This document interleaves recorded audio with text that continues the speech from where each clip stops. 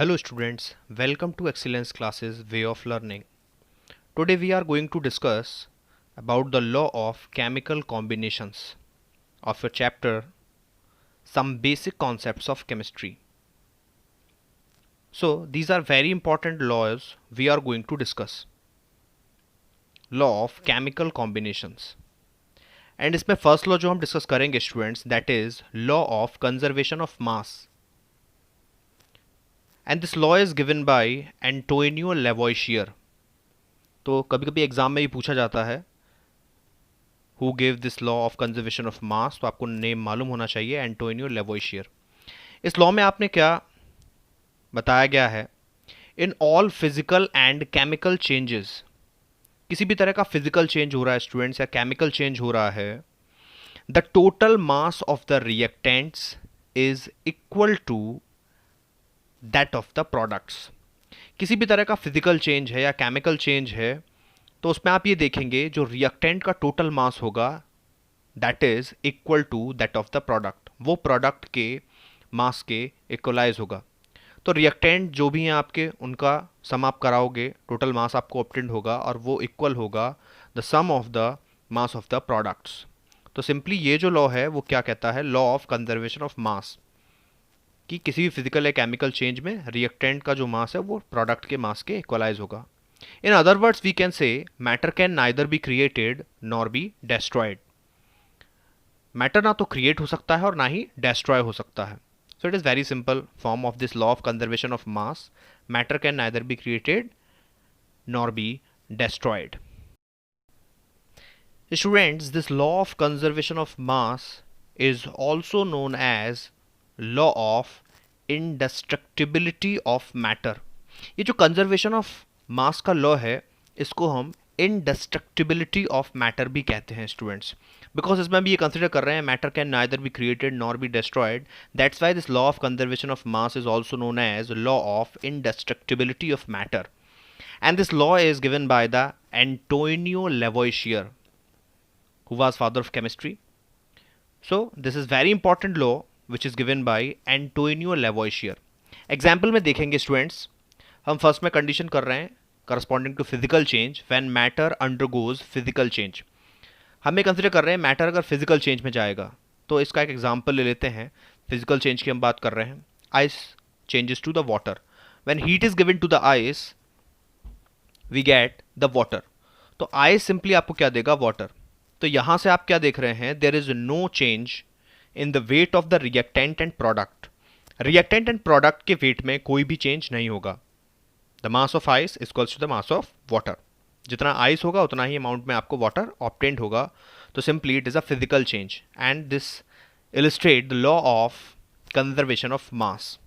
Okay students, this is the physical change example. यहां हमने किसको, फिजिकल चेंज को कंसिडर किया है. नाउ अगर हम केमिकल चेंज को कंसिडर कर रहे हैं, when matter undergoes chemical change, अगर हम ये मान रहे हैं कि मैटर हमारा केमिकल चेंज में जाएगा, तो हमने एक केमिकल रिएक्शन कंसिडर किया है स्टूडेंट्स, और इसमें हम क्या कर रहे हैं, HgO लिया है हमने और इसको हमने डिकम्पोज कराया है. HgO को we will obtain on decomposition of HgO Hg plus half O2.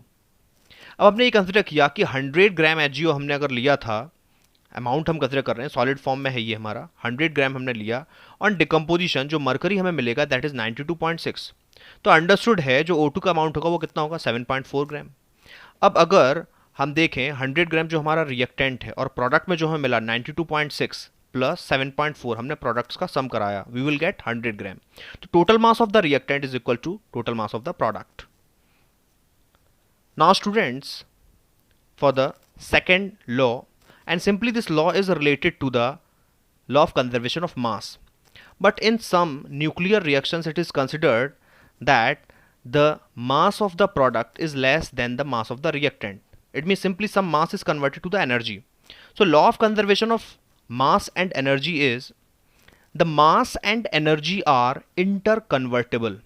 Students, जो mass और energy हैं वो interconvertible हैं, but the total sum of the mass and energy during any physical or chemical change remains constant. तो यहाँ पे ये बताया गया कि मास और एनर्जी जो होंगे वो इंटरकन्वर्टिबल होंगे, this law of the mass of the law of conservation of mass and energy में मास और एनर्जी इंटरकन्वर्टिबल हैं। एंड अगर आप total sum of the mass and energy का कराओगे during any physical or chemical change, किसी भी फिजिकल या केमिकल चेंज में, then that remains constant. So simply आपको ध्यान रखना है कि मास और एनर्जी इंटरकन्वर्टिबल होंगे। किसी भी तरह का फिजिकल चेंज है या केमिकल चेंज है, कोई फर्क नहीं पड़ता, सिंपली दोनों इंटरकन्वर्टिबल हैं और दोनों का जो सम होगा वो आपका कांस्टेंट रहेगा। अब ये मास और एनर्जी इंटरकन्वर्टिबल कैसे हैं? साइंटिस्ट थे आइंस्टीन और उन्होंने ही एक इक्वेशन दिया था by the equation E is equals to M C square, जहाँ पे उन्होंने बताया कि जो एनर्जी है और मास है दोनों ही इंटरकन्वर्टिबल हैं। So E is equals to M C square, this is the equation. And simply आप यहाँ बता सकते हैं according to Einstein mass and energy are interconvertible. तो कहीं भी अगर एनर्जी प्रोड्यूस हो रही है तो सिंपली आप क्या करोगे, total sum of the mass and energy, mass और एनर्जी का टोटल का सम आप कराओगे, that will be remains constant. वो क्या होगा? कांस्टेंट रहेगा, because mass energy are interconvertible, दोनों ही आपके कैसे हैं? इंटरकन्वर्टिबल हैं। सो हमने law of conservation of mass को एक्चुअली यहाँ पे थोड़ा सा मॉडिफाई किया है law of conservation of mass and energy के फॉर्म में। नाउ स्टूडेंट्स हम सेकेंड लॉ की बात करेंगे, law of constant composition. Very important law this is law of constant composition और definite proportion, law of constant composition or definite proportion. Students, this law of definite proportion is given by J.L. Proust. He was French scientist named J.L. Proust gave this law of constant composition. इस law में हमें क्या बताया गया? A chemical compound is always found to be made up of, एक chemical compound है और वो हमेशा बना होगा with the same elements. A chemical compound is always found to be made up of the same elements combined together in the same fixed proportion by mass.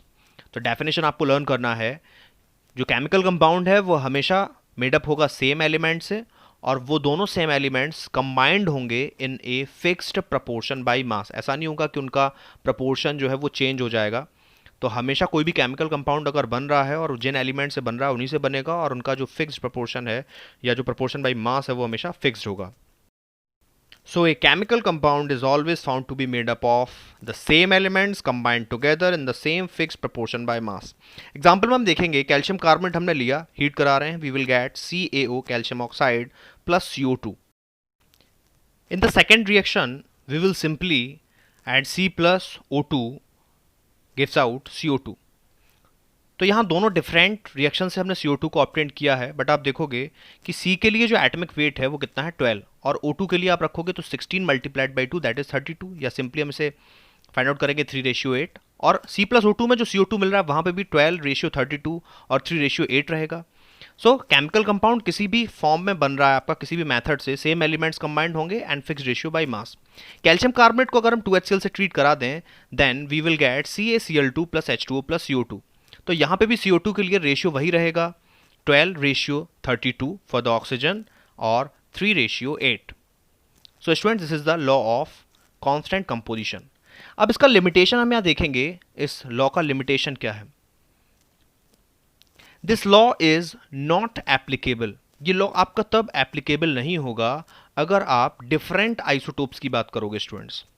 The law is not applicable if an element exists in different isotopes. अगर कोई element आपका different isotopes में exist कर रहा है which may involved in the formation of the compound, और वो compound formation में भी इन्वॉल्व है, तो simply this law is not applicable for the case where the same element exists in different isotopes which may involved in the formation of the compound.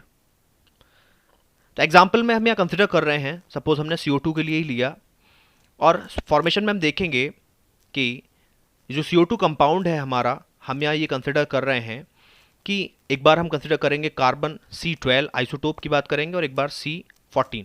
तो firstly हम CO2 में क्या कह रहे हैं, इफ C12 कंबाइंस, अगर C12 combined हो रहा है यहाँ तो रेशियो क्या होगा 12:32 और 3:8। तो अभी CO2 में हमने क्या माना, कौन सा आइसोटोप है, C12 आइसोटोप है कार्बन का।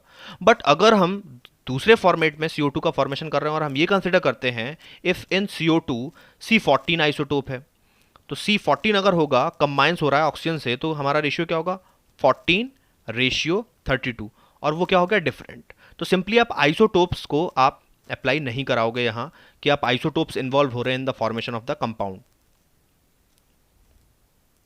Now students, we are going to discuss another law that is very important law, law of multiple proportions।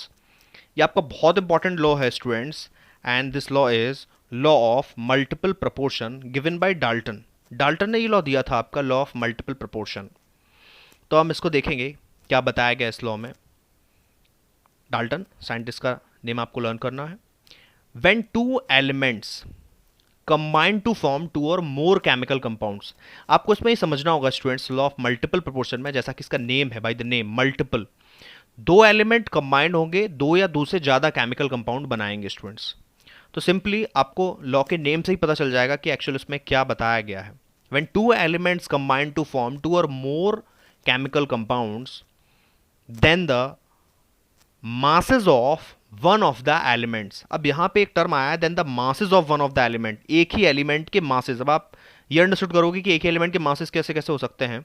मान लीजिए एक एलिमेंट हमारा O है, तो कहीं किसी कंपाउंड में O के फॉर्म में ऐड हो रहा है, कंबाइंड हो रहा है, और किसी अदर कंपाउंड में O2 के फॉर्म में कंबाइंड हो रहा है। अभी इसको हम एग्जांपल से समझेंगे। Then the masses of one of the elements which combine with a fixed mass of the other bear a simple ratio to one another. So this law is very important. When the two elements combine to form two or more chemical compounds, then masses of one of the elements which combine with the fixed mass of the other element bear a simple ratio to one another. तो simply जो masses fixed से combined हुए हैं वो simple ratio में होंगे students, जो fixed से combined हो रहे हैं। ठीक है ना। तो एग्जाम्पल्स हम देखेंगे, इसको हमें क्लियरली समझ में आ जाएगा। तो हम यहाँ अभी दो एलिमेंट ले रहे हैं, कार्बन एंड ऑक्सीजन, और ये दोनों एलिमेंट कंबाइंड होंगे, दो नए कंपाउंड बनाएंगे C और O, firstly CO and secondly CO2। C और O में आप देखिए 12:16, C के लिए 12, O के लिए 16, एंड CO2 में C के लिए 12 और O2 के लिए 16 2 32 हो जाएगा स्टूडेंट्स, 12:32। अब आप यहाँ देखिए CO में हम ये कंसिडर कर रहे हैं, CO और CO2 में आप देखिए कि कार्बन का जो एटॉमिक मास है आपका वो फिक्स्ड है। तो ये हमने C12 इसको हमने मान लिया कि ये फिक्स्ड है, जो हमारा फिक्स्ड हम कंसिडर कर रहे हैं। अब आप देखिए इस फिक्स्ड मास से जो कंबाइंड हुए, the masses of one of the element, आप देखिए यहाँ ऑक्सीजन के मासेस हैं, ये पहले 16 है फिर 32 है। So the masses of oxygen O and O2 are in simple ratio. तो ये जो O और O2 है के जो मासेस हैं, यानी सिंपली ऑक्सीजन के जो मासेस हैं जो फिक्स्ड मास से कंबाइंड हो रहे हैं, फिक्स्ड मास क्या है C12, are in simple ratio. तो आप किसका रेशियो निकालोगे 16 एंड 32 का, दैट इज 16:32 और simply 1:2। This is the law of multiple proportion. हम एक अनदर एग्जांपल कंसिडर कर लेते हैं स्टूडेंट्स, सल्फर एंड ऑक्सीजन। ये दो एलिमेंट कंबाइंड हो रहे हैं टू फॉर्म टू और मोर केमिकल कंपाउंड्स। तो सल्फर और ऑक्सीजन अगर कंबाइंड होंगे तो यहां पे क्या मिलेगा SO2 एंड SO3। हमने ये दो कंपाउंड्स का फॉर्मेशन कंसिडर किया है। सो सल्फर के लिए जो एटॉमिक मास है हमारा 32 और O2 के लिए क्या हो जाएगा 16 मल्टीप्लाइड बाई 2 दैट इज 32, और यहाँ SO3 में सल्फर के लिए 32 और ऑक्सीजन के लिए हो जाएगा 48। तो यहाँ सल्फर का जो एटॉमिक मास है वो हमने फिक्स्ड कंसिडर कर लिया, वो फिक्स्ड है एक्चुअली 32 है, ये फिक्स्ड है। SO2 में भी 32 है और SO3 में आप देखोगे वो भी आपका फिक्स्ड है, दैट इज 32। तो यहाँ फिक्स्ड मास से कंबाइंड क्या हो रहा है, the masses of oxygen combined हो रहे हैं student. So masses of oxygen O2 and O3 जो मासेज हैं 32 and 48। So masses of oxygen which combines, जो कंबाइंड हो रहे हैं with fixed mass of sulphur, sulphur के फिक्स्ड मास से कंबाइंड हो रहे हैं masses of oxygen, that is 32 and 48, are in simple ratio. तो ये किस में होंगे, सिंपल रेशियो में होंगे।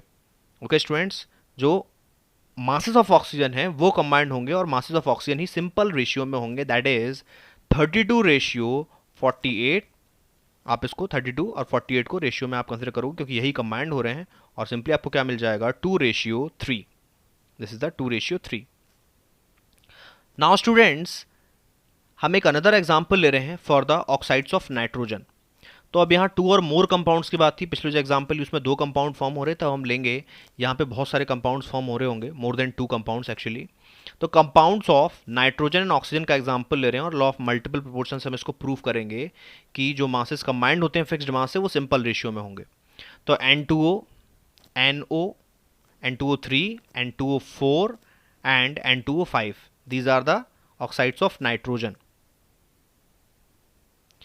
The first one, N2O, is nitrous oxide, NO is, this is the nitrous oxide, and NO is nitric oxide, N2O3 is nitrogen trioxide. The oxides of nitrogen है students 5 type के, and the fourth one is nitrogen tetroxide, and the क्योंकि N2O4 के form में ना तो tetroxide, N2O5 as you know nitrogen pentoxide. These are the 5 oxides of the nitrogen. अब हम यहाँ ये जो कंपाउंड्स हमने लिए हैं हम इनमें एटॉमिक मास देखेंगे नाइट्रोजन का एंड ऑक्सीजन का। तो N2O में देखिए आप, नाइट्रोजन के लिए एक एटम के लिए 14 होता है। अब यहाँ क्योंकि N2 है, दो हैं और ये नाइट्रोजन और ऑक्सीजन दोनों के लिए हम टेबल सेपरेटली फॉर्म करेंगे। N2 है ना स्टूडेंट्स, तो ये क्या हो जाएगा 28। NO में N1 है 14 रहेगा, N2 में फिर 28 हो जाएगा, N2 के लिए फिर 28 हो जाएगा और N2 के लिए 28, क्योंकि एक एटम के लिए 14 होता है। अब ऑक्सीजन के लिए देखिए, ऑक्सीजन के लिए कितना होता है 16, और यहाँ एक ऑक्सीजन एटम है, यहाँ भी 1 है तो 16, यहाँ 3 ऑक्सीजन एटम है 48, यहाँ 4 है तो 16 4 जा 64 हो जाएगा और 5 के लिए 80, 16 मल्टीप्लाइड बाई 5। अब आप यहाँ देखिए फिक्स्ड मास करेंगे हम, नाइट्रोजन का हम फिक्स्ड करेंगे। अब देखिए नाइट्रोजन का सेपरेट था ना 28 14 28 28 28। अब हम फिक्स्ड मास करेंगे, फिक्स्ड मास ऑफ एन को हम फिक्स्ड करेंगे। 28 जो हमारा है इसको हमने फिक्स्ड किया, हमने मान लिया 14 फिक्स्ड कर दिया हमने, ठीक है ना। और उसके बाद 14 तो है ही है, फिर 28 को फिर से हमने 14 किया एंड 14 किया, हमने जस्ट उसको फिक्स किया है 14, फिक्स्ड मास ऑफ नाइट्रोजन। पहले जो था उससे कोई कंसिडरेशन नहीं है, वो हमारा था 28 14 14, बट हमने अब यहाँ पे जो कंसिडर किया है वो 14 14 14 फिक्स्ड कर लिया है। अब 14 के करस्पॉन्डिंग में कितना मास ऑक्सीजन का कंबाइंड हो रहा है वो हम देखेंगे। तो फर्स्ट आप कंडीशन में देखिए 28 था नाइट्रोजन, अभी हम यहाँ क्या ले रहे हैं विद फिक्स्ड मास, ऑक्सीजन का कितना कंबाइंड हो रहा है फिक्स्ड मास से, मासेस ऑफ ऑक्सीजन। तो आप नाइट्रोजन में देखिए 28 था और ऑक्सीजन कितना था 16, तो 28 को आपने 14 किया ना तो 16 के लिए कितना होगा 8, ओके। यहाँ 14 है 16 का 16 हो जाएगा। 28 को आपने 14 किया है तो 48 का भी जस्ट हाफ हो जाएगा, दैट इज 24। 28 का 14 किया है तो 64 का भी हाफ होगा 32। 28 का 14 किया है यानी 80 का हो जाएगा 40। यानी 14 अगर फिक्स्ड मास है नाइट्रोजन का तो उससे मासेस ऑफ ऑक्सीजन जो कंबाइंड हो रहे हैं fixed mass of nitrogen that is 14 से, वो हमारे हैं 8 16 24 32 40। So masses of oxygen combines with the fixed mass of nitrogen. जो मासेस ऑक्सीजन के कंबाइंड हो रहे हैं फिक्स्ड मास से, हमने उनको फाइंड आउट किया students. So masses of oxygen combines with the fixed mass of nitrogen that is 14, bear a simple whole number ratio. क्या बियर करेंगे? Simple whole number ratio bear करेंगे जो ऑक्सीजन के masses fixed mass of nitrogen से combined हो रहे हैं, और वो क्या है 8 रेशियो 16 रेशियो 24 रेशियो 32 रेशियो 40। और सिंपली आप इसको कैंसिल आउट कराओगे यू विल गेट और 1 ratio 2 ratio 3 ratio 4 ratio 5। Very simple and the best example of the law of multiple proportions. Now students, another law we are going to discuss, law of reciprocal proportion. This is another law and very important law, the law of reciprocal proportion. This law of reciprocal proportion is given by the scientist Richter. And इसमें उन्होंने क्या बताया, when the two elements combine separately. अब students यहाँ आपको ये समझना है कि दो एलिमेंट्स जिसकी हम बात कर रहे हैं जो fixed mass of the third element से कंबाइंड होंगे बट वो सेपरेटली कंबाइंड होंगे। When two elements combine separately with the fixed mass of the third element, then the ratio of masses in which they do so bears a simple और small whole number ratio.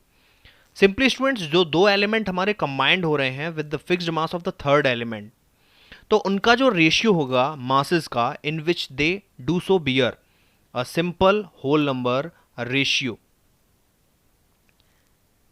To the ratio of masses in which they themselves combine. तो यहां में ये समझना है जो ratio of masses in which they do so, यानी कि वो जो एलिमेंट एक्चुअली जो fixed mass of third element से कंबाइंड हो रहे हैं उनका एक सिंपल होल नंबर रेशियो, और उस रेशियो का हम फाइंड आउट करेंगे जिसमें वो इंडिविजुअली कंबाइंड हो रहे हैं इन विच दे देमसेल्व्स कंबाइन।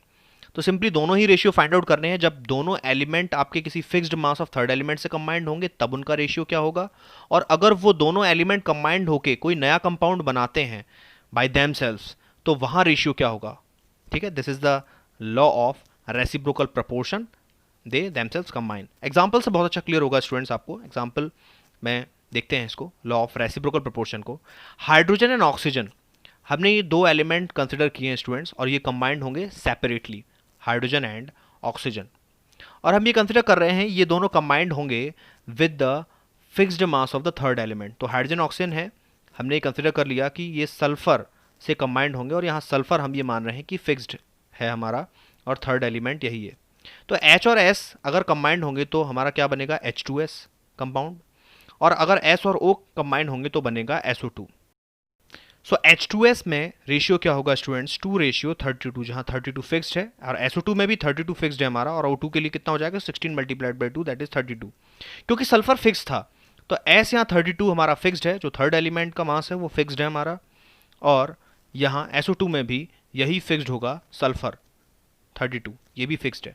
तो fixed mass of the third element से जो दो एलिमेंट कंबाइंड हुए वो हाइड्रोजन और ऑक्सीजन है, और उनका जो मास होगा the masses of hydrogen and oxygen, बहुत ध्यान से समझना है स्टूडेंट्स, बहुत इजी है। The masses of hydrogen and oxygen combines with fixed mass of sulfur, और फिक्स्ड मास ऑफ सल्फर क्या हमने कंसिडर किया स्टूडेंट्स, और वो है भी actually 32। Bear a simple whole number ratio, तो simply fixed mass of sulphur जो कि थर्ड एलिमेंट है उससे जो एलिमेंट कंबाइंड हुए हैं उनका जो मास होगा वो सिंपल होल नंबर रेशियो में होगा, that is 2:32 for hydrogen and oxygen, और 1:16। ओके स्टूडेंट्स, तो अभी ये थर्ड एलिमेंट का जो फिक्स्ड मास था उससे कंबाइंड हुए तो रेशियो क्या था, 1:16। बट हाइड्रोजन ऑक्सीजन अगर अपना खुद का देमसेल्व्स कंबाइन होंगे और कंपाउंड बनाएंगे दैट इज H2O, तो H2O में हम देखेंगे रेशियो क्या होगा, 2:16, और हम सिंपली कह सकते हैं 1:8। तो अब ये इंडिविजुअली जब फिक्स्ड मास से कंबाइंड हो रहे थे, सेपरेटली फिक्स्ड मास से कंबाइंड हो रहे थे तो क्या था 1:16, और यहाँ जब नया कंपाउंड उन्होंने बनाया H और O ने तो कितना था 1:8। तो इनका हम रेशियो फाइंड आउट करेंगे, 1/16 डिवाइडेड बाई 1/8, हमें क्या ऑब्टेंड होगा 8 divided by 16, it means 1:2। Now students another example हम कंसिडर कर रहे हैं कार्बन एंड सल्फर का। अब ये दो एलिमेंट हैं और ये सेपरेटली कंबाइंड होंगे with the fixed mass of the third element. तो कार्बन एंड सल्फर को हमने कंसिडर किया है यहां, और यहां जो हम fixed mass of the third element जो हम ले रहे हैं, जो थर्ड एलिमेंट है वो हम ले रहे हैं ऑक्सीजन। तो कार्बन एंड ऑक्सीजन में कंपाउंड बनेगा और सल्फर और ऑक्सीजन कंपाउंड बनेगा जहां ऑक्सीजन फिक्स्ड होगा। तो कार्बन ऑक्सीजन का कंपाउंड हमने कंसिडर किया CO2 and ratio is 12:32। Sulphur and oxygen compound बनाएंगे SO2, और जहां पे सल्फर के लिए 32 रेशियो O2 के लिए 16 मल्टीप्लाइड बाई 2 दैट इज 32। तो यहाँ ऑक्सीजन को हमने फिक्स्ड किया स्टूडेंट्स, तो यहाँ ये 32 जो है हमारा वो फिक्स्ड हो जाएगा। CO2 के केस में ये फिक्स्ड है मासेस ऑफ ऑक्सीजन, और यहाँ भी SO2 में भी O2 जो 32 हमारा शो हो रहा है ये भी फिक्स्ड हो गया।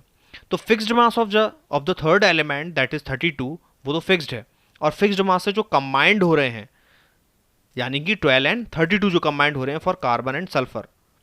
Carbon and sulphur combines with the fixed mass of oxygen separately. तो कार्बन और सल्फर यहाँ separately fixed mass of oxygen से कंबाइंड हो रहे हैं, एंड ये दोनों ही जो फिक्स्ड मास से कंबाइंड हो रहे हैं we are a simple whole number ratio, in simple whole number ratio में होंगे। एंड आप किस तरह शो करके दिखाओगे in simple ratio. Carbon and sulphur की बात हो रही है स्टूडेंट्स, तो कार्बन रेशियो सल्फर क्या हो जाएगा इज इक्वल्स टू 12:32 और 3:8। तो यहाँ 3 रेशियो 8 की कंडीशन आ गई।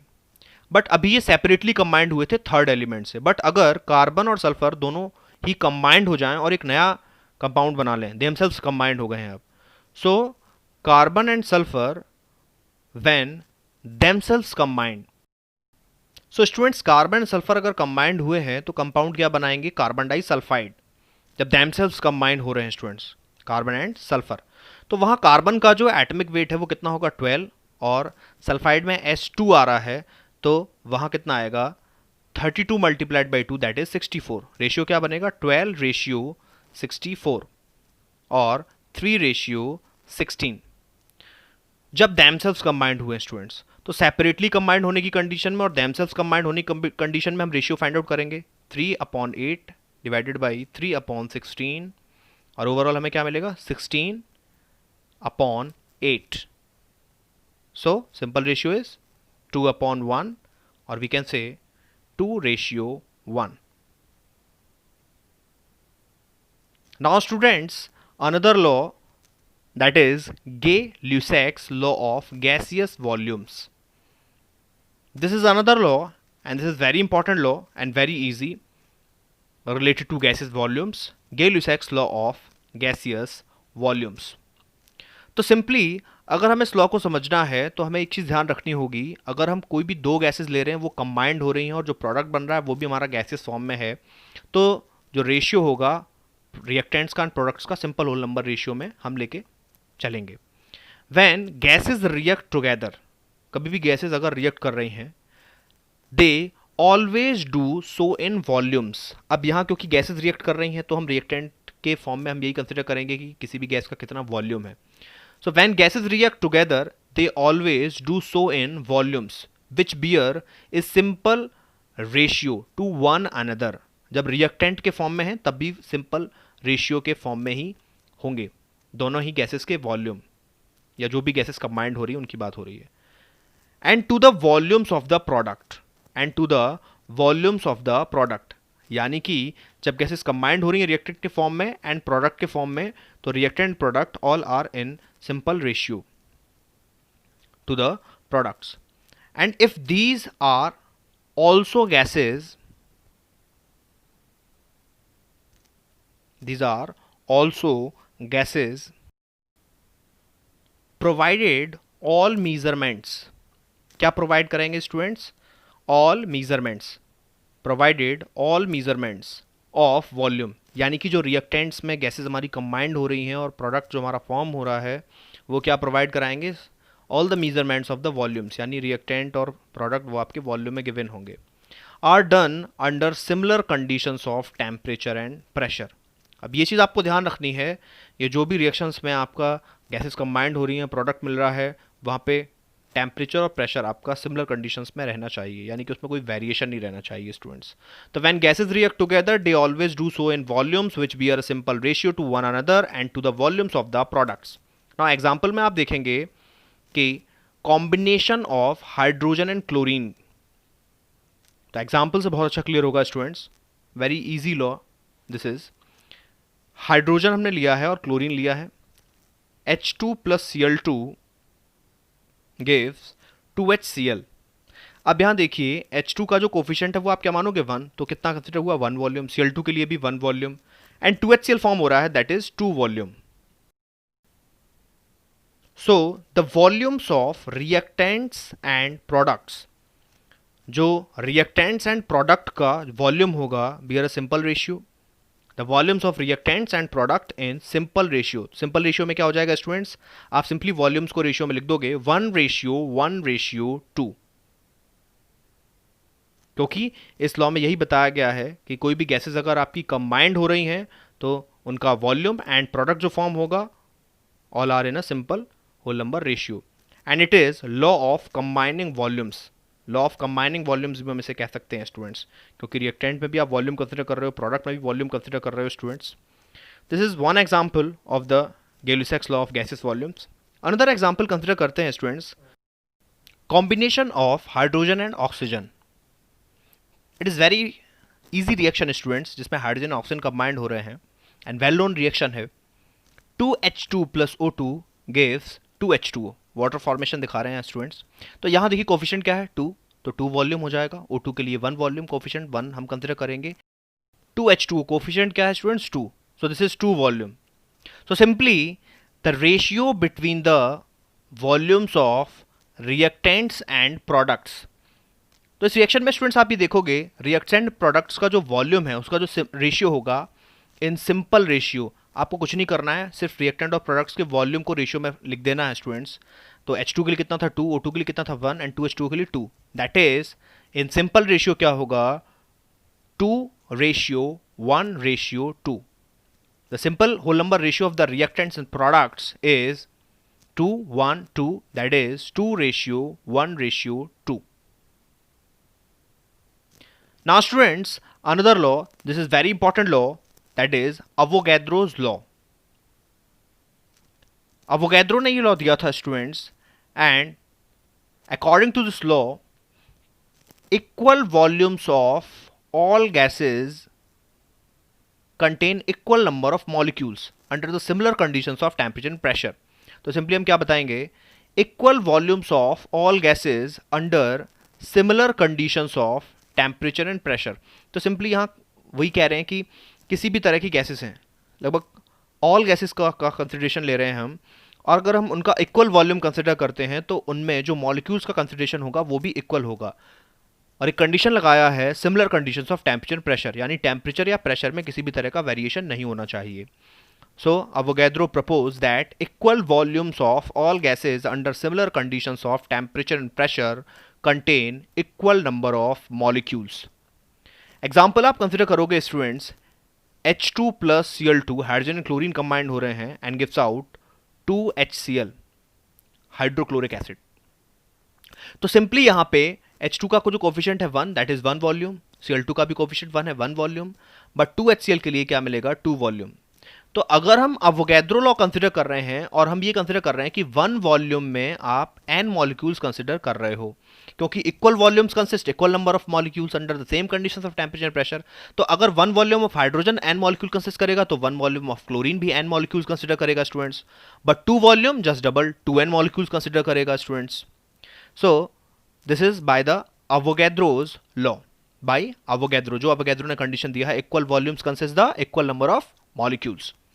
तो अगर हम इस पूरे टर्म को डिवाइडिंग बाई 2n से डिवाइड करा देते हैं, then we will get 1/2 molecule, 1/2 molecule and 2n divided by 2n that is 1 molecule, क्योंकि ये जो टर्म हमें, ये जो स्टेप हमें मिला है सिंपली डिवाइडिंग बाई 2n से हमने डिवाइड करा दिया। तो अभी हम इसको अंडरस्टूड करेंगे क्यों ऐसा किया है हमने, उसका रिजल्टेंट भी फाइंड आउट करेंगे डिवाइडिंग बाई 2n का कॉन्सेप्ट। तो सिंपली यहाँ से रिजल्टेंट हमें क्या दिख रहा है by the last equation we obtain. So 1 molecule of hydrogen chloride is made up of, जो 1 मॉलिक्यूल है हाइड्रोजन क्लोराइड का वो किससे मिलके बना हुआ है या कैसे बना है। So simply 1 molecule of HCl is made up of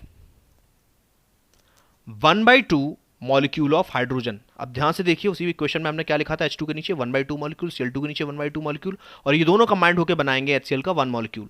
तो 1/2 molecule of hydrogen and 1/2 molecule of chlorine, and simply 1/2 molecule of hydrogen and 1/2 molecule of chlorine के कॉम्बिनेशन से ही हमें 1 मॉलिक्यूल ऑफ हाइड्रोजन क्लोराइड मिला है स्टूडेंट्स।